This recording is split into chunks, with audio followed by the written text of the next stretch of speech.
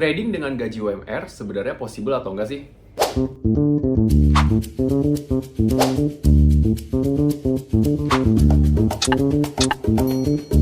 Oke guys, balik lagi with me, Ken.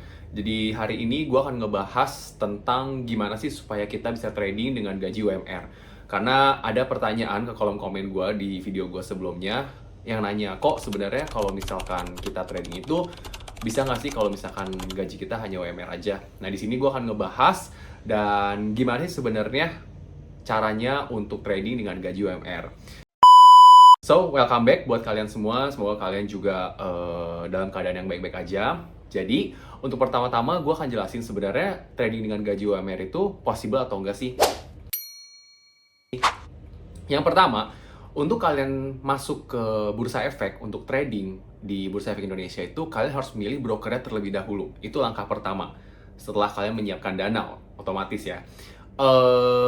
Dan ketika kalian milih broker exchange atau enggak ya bisa dibilang sebagai broker yang menghubungkan kalian ke bursa efeknya, itu kalian ada minimal deposit. Di mana minimal deposit ini biasanya berkisar antara 5 juta sampai 10 juta, tergantung dari brokernya. Tapi ketika kalian sudah deposit dengan nominal tersebut, misalkan let's say gue trading itu di Mirai Asset, kalian pasti sering dengar. Nah, gue trading itu minimal deposit gue itu 10 juta. Tapi dengan gue deposit 10 juta, itu bukan berarti uang gue ditahan dan harus setelah 10 juta untuk gue bisa tetap trading. Begitu gue deposit 10 juta, gue tarik 9 juta, at least ada sisa uangnya yang bisa gue tradingkan, itu juga masih bisa. Jadi itu sebagai satu syarat pendaftaran utamanya aja nih. Kalian mesti deposit sekian nominal. Tapi itu nggak menjadi laba bukan menjadi uang yang harus ditahan. Bukan seperti itu. Jadi menurut gua kalau misalkan kalian ingin trading tapi dengan penghasilan kalian UMR, itu menurut gua bisa banget. Nah, caranya gimana? Caranya adalah kalian harus melakukan pembagian secara disiplin dengan pendapatan kalian. Let's say sekarang UMR di Jakarta itu adalah 5,5. Correct me if I'm wrong ya. Kalau misalkan gua salah, tegur gua atau enggak koreksi gua di kolom komen. Gua ambilnya 5,5 karena itu yang sepengetahuan gua untuk UMR saat ini. 5,5 ini kalian harus pakai secara bijak dan harus konsisten. Which is konsisten ya. Kalau misalkan dari pendapatan gue sendiri, gue selalu spare 30% untuk dana investasi setiap bulannya. Mau gue lagi banyak kebutuhan, mau gue lagi banyak keinginan, atau gue lagi pengen entertain diri gue sendiri, gue pasti akan spare 30% dari penghasilan gue untuk gue top up ke rekening investasi gue. Dimana untuk rekening gue di Mirai Asset yang gue pakai untuk trading saham. Nah, di sini mungkin gue akan lebih jelasin gimana caranya trading di bursa efek ya, karena gue akan ngebahas terlalu dalam di crypto saham forex, karena crypto saham forex itu sebenarnya lebih fleksibel lagi. Kalian bisa deposit hanya 100.000 dan kalian udah bisa trading di forex ataupun di crypto. Tapi menurut gue, untuk kalian yang emang baru belajar, apalagi untuk kalian yang baru nanya-nanya nih caranya untuk trading di saham atau nggak cara di market seperti apa, gue saranin itu ya sebaiknya untuk di saham terlebih dahulu, karena saham itu jauh lebih aman dan kalian bisa mempelajari secara valuasi perusahaan yang akan kalian invest gitu. Jadi ya intinya kalau misalkan kalian nanya ke gue apakah bisa trading dengan gaji UMR, ya otomatis sudah bisa gitu, karena ibaratnya kalian hanya deposit dengan nominal yang menjadi persyaratan kalian masuk di broker tersebut, udah gitu kalian bisa ambil lagi, which is menurut gue itu bukan suatu hambatan yang berhubungan dengan dana. Itu yang pertama ya. Nah, yang kedua adalah gue ingin kalian lumayan untuk memikirkan seberapa pentingnya sebenarnya itu trading. Nah, mungkin di sini gue tunjukin ya kalian table compounding yang udah gue bikin. Gue ambil kalau misalkan kalian let's say kalian invest di 5 juta aja. Nah, di 5 juta ini kalian lihat deh compoundingnya berapa. Kalau misalkan kalian lihat compoundingnya itu dari 5 juta dengan asumsi kalian sebulannya untung 5% aja. Kalian bisa lihat nih penghasilan kalian itu kurang lebih berapa dan in the end di akhir tahun itu kalian akan mendapatkan kurang lebih hampir sama seperti pendapatan kalian dengan kalian investasi dan kalian hanya melakukan research gitu. Nah, ini yang mungkin dinamakan dengan passive income. Jadi kalian nggak perlu melakukan apa-apa, tapi kalian hanya membiarkan uang kalian bekerja. Nah, ada yang mau gue tambah satu lagi. Mungkin kalau tadi kan lebih ke arah related dengan penghasilan yang UMR atau dananya itu gue pasti hanya 5 juta. Tapi di sini gue akan kasih lihat juga kalau misalkan dana kalian itu 100 juta. Nih, kalian lihat ya.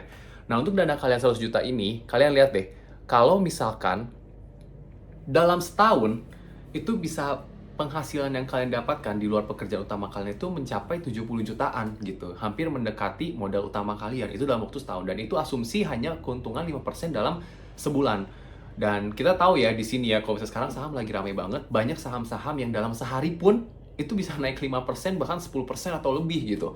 Walaupun emang beritanya itu banyak saham-saham banking yang lagi turun. Cuman kita lihat banyak banget saham-saham itu yang naiknya juga gila-gilaan gitu. Jadi menurut gua untuk kalian mencari penghasilan tambahan, bahkan untuk mendapatkan penghasilan yang akan dijadikan sebagai penghasilan utama di dunia trading atau di dunia investasi saham, itu menurut gue possible banget gitu. Asal kalian bisa secara disiplin mengalokasikan dana-dana kalian untuk memulainya gitu. Nah, mungkin kalau misalkan kalian nanya ke gue, ya oke, kalau misalkan oke nih penghasilan returnnya itu bisa mencapai segini tergantung dari modalnya.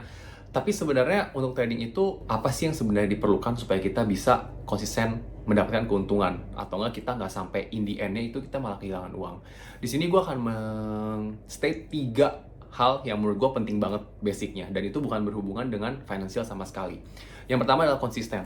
Dimana konsisten ini adalah kalian itu perlu melakukan trading. Kalau misalnya kalian udah punya komitmen nih, kalian ingin mencari penghasilan di luar penghasilan utama kalian, dan kalian ingin fokus benar-benar trading, apalagi kalian ingin mendapatkan penghasilan utama itu dari trading, kalian harus punya sifat konsisten. Dimana sifat konsisten ini adalah kalian melakukan trading itu even di saat kalian mood dan gak mood, kalian harus tetap melakukan trading, kalian harus melakukan analisa. Melakukan trading ini bukan artinya kalian harus selalu masukin kalau misalnya kalian lagi megang cash, kalian harus selalu masukin ke saham, kalian tradingkan. Nggak seperti itu, maksud gue kalian harus belajar dan kalian harus terus-terusan research tentang saham itu seperti apa, teori-teorinya, kalian harus praktek secara terus-menerus, dan kalian nggak boleh lagi mood, atau kalian lagi, misalkan kalian lagi males buka grafik, buka data keuangan perusahaan, kalian malas, nggak ngelakuin. Itu nggak bisa. Di saham itu kalian perlu learning time-nya itu lumayan panjang dibandingkan lini bisnis lainnya, karena saham itu kompleks banget. Yang kedua adalah disiplin. Disiplin ini yang dimaksud adalah selalu ikutin aturan yang kalian udah set. Sebagai contoh, kalian masuk ke sahamnya BCA misalkan. Kalian mau take profit di 20% dari entry point kalian. Itu kan harus konsisten tuh. Jangan ditahan-tahan, jangan kalian toleransi dengan apa keputusan kalian. Stop loss pun begitu. Yang namanya dunia saham itu ada yang namanya kalian harus tahu kalian mau ambil untung di mana, bahkan kalian mau stop loss atau menutup posisi kalian even di posisi rugi itu di berapa kalau misalkan market balik arah. Nah, itu kalian harus disiplin sama aturan yang udah kalian set. Begitu pula dengan penambahan modal. Kalau misalnya kalian udah konsisten untuk nabung selama beberapa periode waktu sebesar 30% dari penghasilan kalian, apapun itu keinginan kalian, kebutuhan kalian, kalian harus spare dulu nih. Begitu kalian dapat gaji, kalian harus potong 30% buat masuk ke dana investasi. Kalian harus disiplin terus untuk aturan-aturan yang emang udah bagus seperti itu. Dan yang terakhir adalah pantang menyerah. Gue nggak selalu ngomong kalau misalnya kalian trading itu misalkan dalam waktu sebulan fix 5%. Tadi di tabel compounding mungkin gue bikinnya itu konsisten, karena ada masanya itu kadang-kadang sebulan itu kalian minus, tapi di bulan berikutnya kalian untung 20% dari saham-saham yang emang kalian lagi feelingnya tuh dapat banget. Nah, di saat emang lagi soak banget, atau di saat lagi bad day banget, bahkan bisa bad month banget, kalian ruginya itu rugi banget, itu kalian harus benar-benar tetap konsisten, dan kalian nggak boleh nyerah. Ya, kenapa?